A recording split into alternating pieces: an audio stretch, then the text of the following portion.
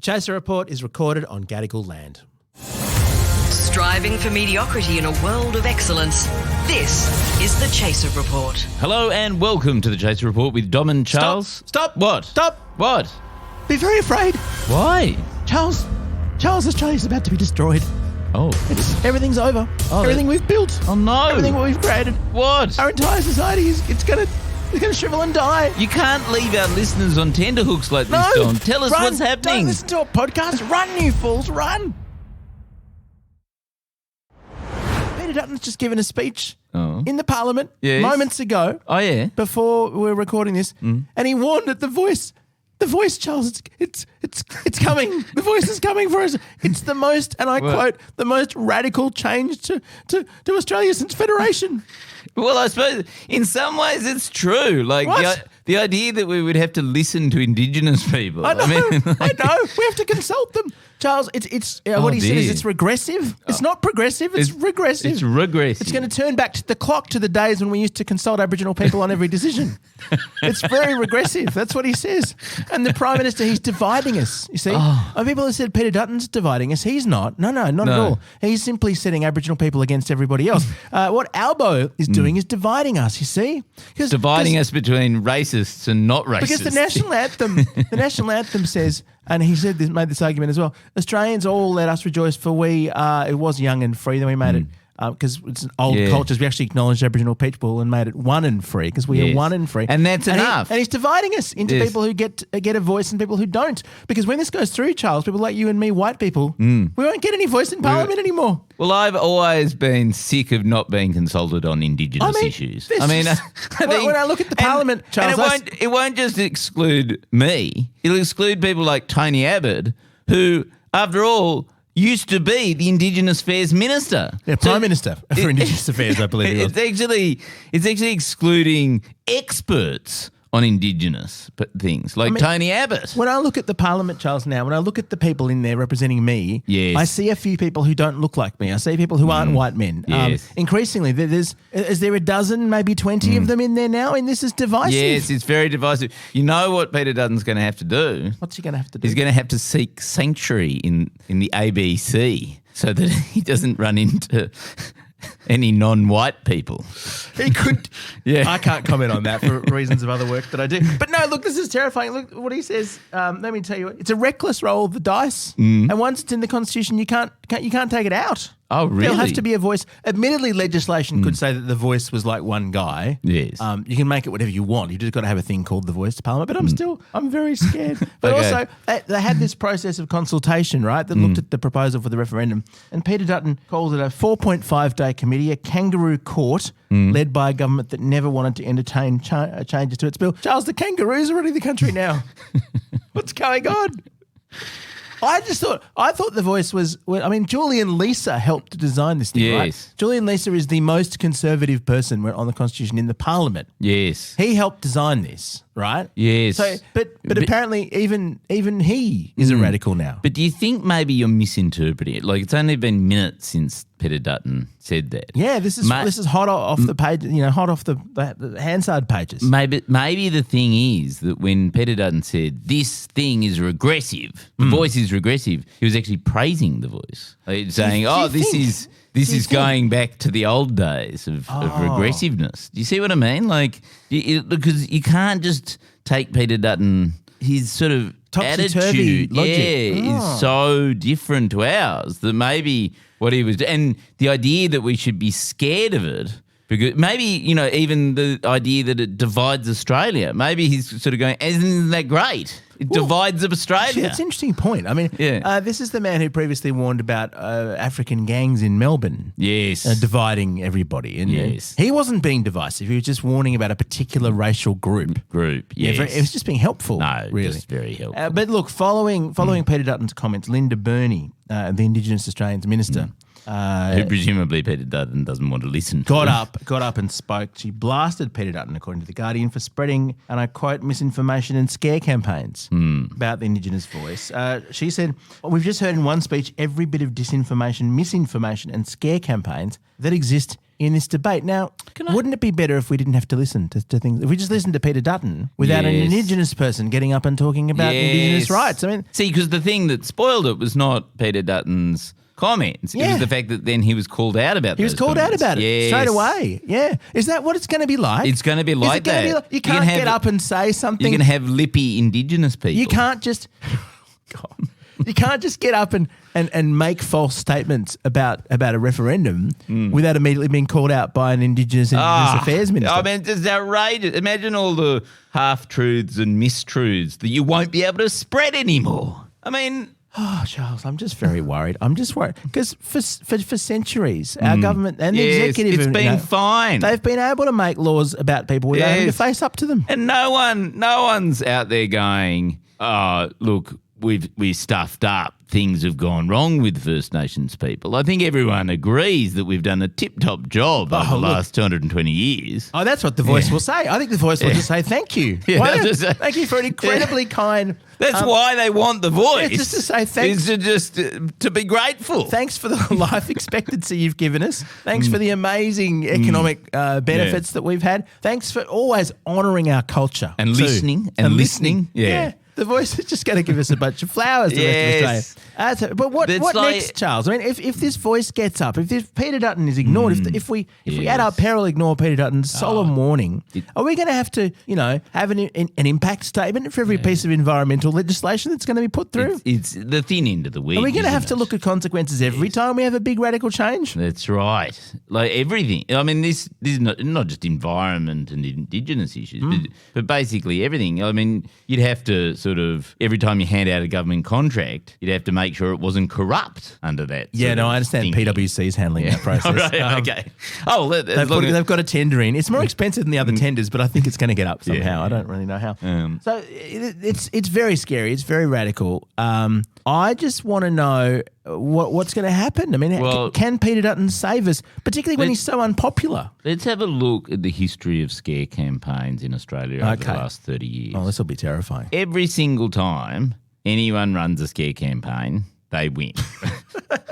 Well, I can think of one exception. Name one. I can name one. Name one. I can name one. Name one. I can name one. Same-sex marriage. Do you remember, was it, and Charles, we were warned during the same-sex marriage debate by former Senator Eric Abetz, if this was going to get up, Charles, it would be a slippery slope and the next step would be people marrying bridges. Yes. And I must say, that has been the biggest disappointment of the last decade, is that we got this gay marriage stuff in and then we didn't see any bridge marriages, which I was really looking forward to. I was thinking, that's, not every day you go to a wedding where somebody's marrying a bridge. Like, that would have been really fun. Well, Charles, it's true. I mean, I've been looking for years to leave my wife for the Anzac Bridge. I don't know whether you know. It's a beautiful bridge. It's taut cables. Yes. The taut cables are just stunning.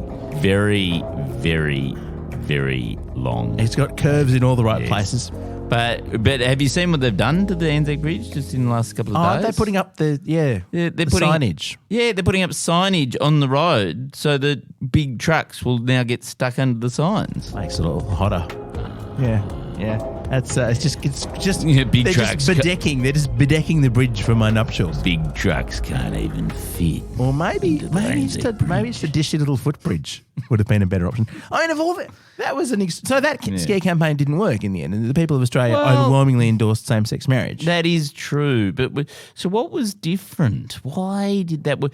Was it because it was just a palpably stupid campaign that nobody believed because nobody trusts the Liberal Party anymore? The problem was that there were no arguments against it. The problem was, as I recall, that whenever someone made an argument saying that same-sex marriage would ruin everything, it was just stupid. It wasn't convincing at all. They just given unless you found gay people terrifying, there was nothing really to argue. Are there convincing arguments against the Voice? Like, is there something? What are the arguments against the Voice? Well, it seems to be, Charles, the main thing is it's one of these things that the right like to do as a very clever piece of rhetorical judo. We'll use it, and it's kind of the Karl Rove thing, where you argue that instead of achieving the thing that you're going to achieve, it will achieve the opposite. So the arguments in favour of the Voice is that it will create equality and kind of redress the appallingness of colonisation, coming up and just grabbing a country, right? It'll just be a first step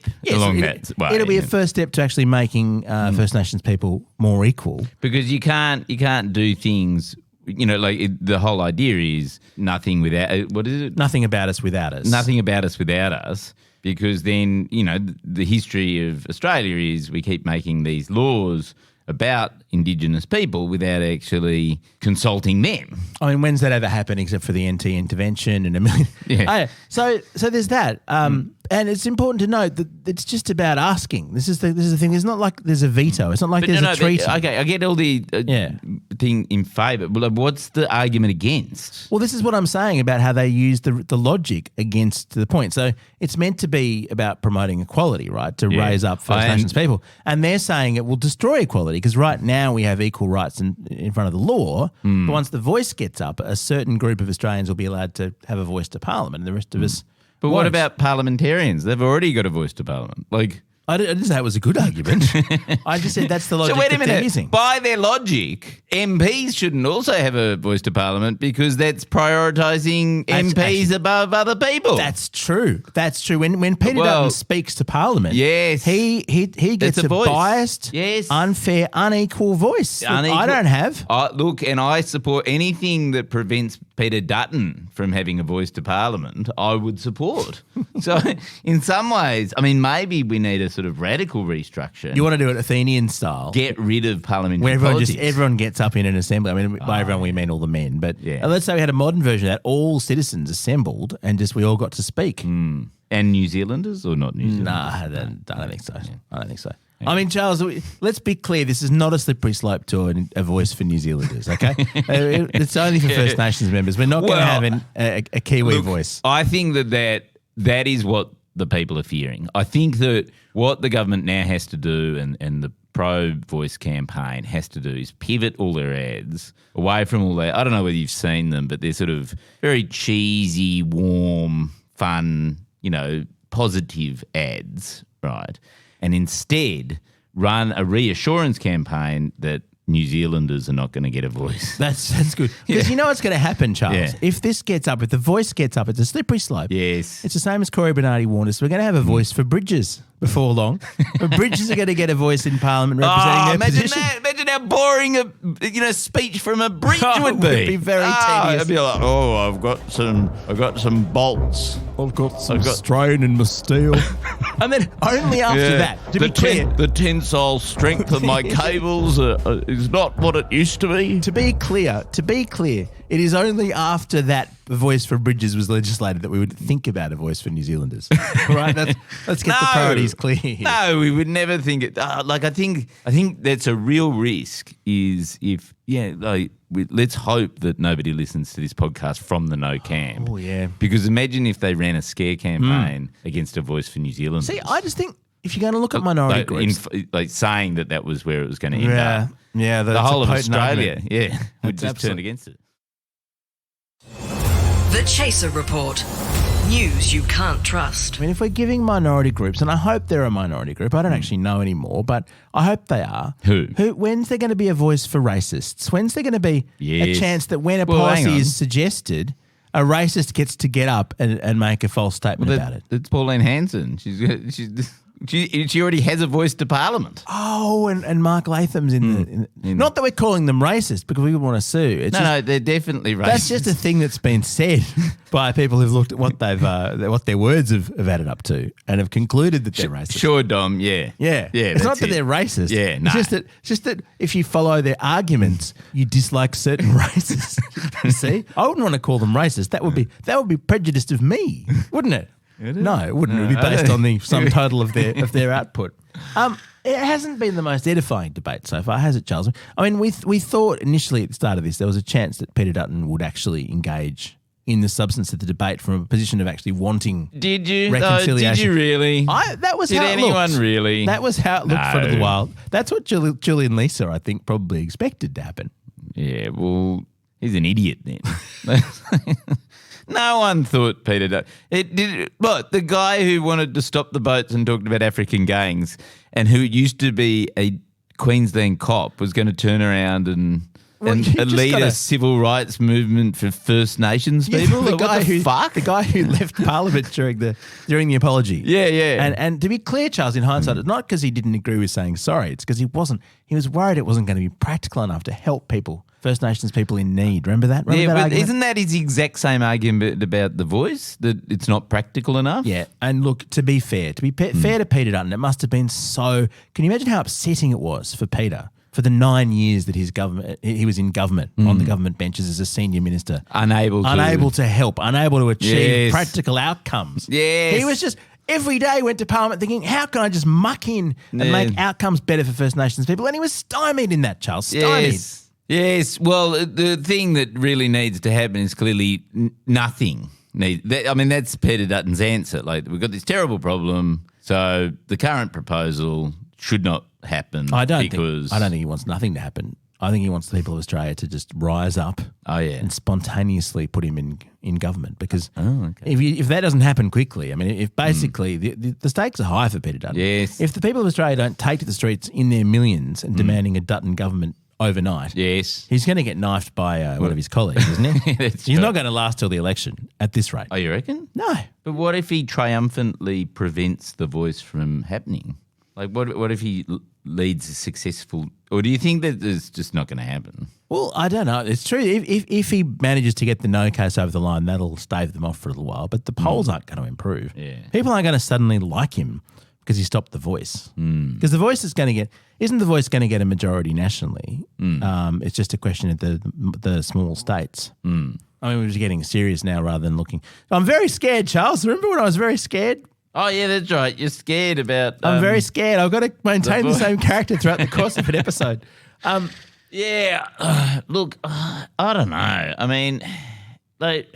But imagine his satisfaction, Charles. Imagine Peter Dutton's satisfaction if he prevails, if the referendum fails, if the answer is no voice, to be able to just get up the day after the referendum and just think about just the slight possibility of listening to First Nations people, just consulting them, horrible. and being able to say, Mm. I stopped that. I'm the one. Like, he's going to get a little I statue, see. like Scott Morrison's little boat. You know, he's going to have a little Yes. statue of First Nations people and Yes. go, I stopped their I voice. stopped them from speaking. But we're going to listen to these people Wow. at one point, but I stopped it. I mean, he could probably retire then, couldn't he? Job done. Yeah, job done. Job done. He doesn't need to be Prime Minister as long as he can... I hope he understands that, because it seems very unlikely to happen. But look, just getting back to the fear, I think you're right. I think we need Peter Dutton to be... I don't know whether there's some sort of constitution... Maybe we can change the constitution to make it happen, that he gets drafted into the Prime Minister to stop this they've done it before. terribly scary thing. They did it with Whitlam and Fraser. The Governor-General could jump in and make it happen. Because I'm thinking, I think Australia will be divided. I think bridges will keep on being married. I know. I think Indigenous people will feel more respected. I mean, they're just terrible things will happen. It's not quite heading in that direction, given Stan Grant's just left a public life because he's been hounded out of it by racists. There is that thing that's happened. Yeah. So even if the voice gets up, there's not much danger, I think, of an outpouring of respect and affection for First Nations people that hasn't happened before. I think it's still going to be the same Australia, isn't it? Oh, that's true. Yeah.